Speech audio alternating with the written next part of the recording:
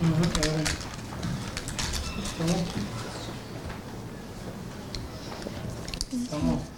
Ataması yapılmayan öğretmenler olarak 40.000 ek atama talebimizi sayın devlet büyüklerimize iletmek için bugün burada toplandık. Gecemizi gündüzümüze kattık, yüksek puanlar aldık ve iyi sıralamalar yaptık. Sayın Başkanımız Recep Tayyip Erdoğan, Sayın Milli Eğitim Bakanı Ziya Selçuk ve Sayın Maliye Bakanımızdan Lütfi Elvan'dan ek atama için bütçe istiyoruz. Sesimizi duysunlar. Biz bu yolda emek verdik, çok çalıştık.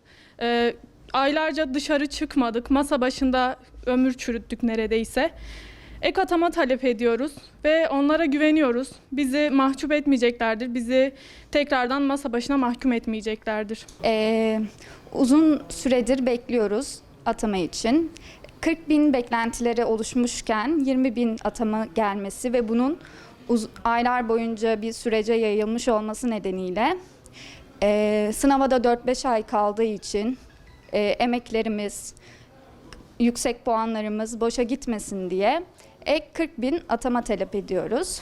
138.000 öğretmen açığı için bu çok zor bir şey değil. Ayrıca eğitimden tasarruf da olmayacağını düşünüyoruz. O yüzden ek 40.000 talep ediyoruz yetkililerden, devlet büyüklerimizden. Ben öncelikle halk arasında doğru bilinen bir yanlışı söylemek istiyorum. Biz atanamamış öğretmenler değil, ataması yapılmamış öğretmenleriz. Yıllarca emek verdik, okuduk, didindik, çalıştık. Hepimizin potansiyeli yüksek ama karşılığını almıyoruz. Karşılığını almak için biz buradayız. En son açıklanan takvim çok uzun bir zamana yayılmış. 2020'de girdiğimiz sınavın ataması ancak 2021'e tekabül ediyor. Bundan dolayı muzdaribiz. Yetkililerin bir an önce bir şey yapmasını istiyoruz. Afyonkarahisar Üniversitesi Beden Eğitimi ve Spor Yüksekokulu mezunuyum. 2 senedir bu mücadelenin içindeyim. Atamayı bekliyorum. Umarım büyüklerimiz ek 40.000 atamayı verir ve bizi, ailemizi güldürür.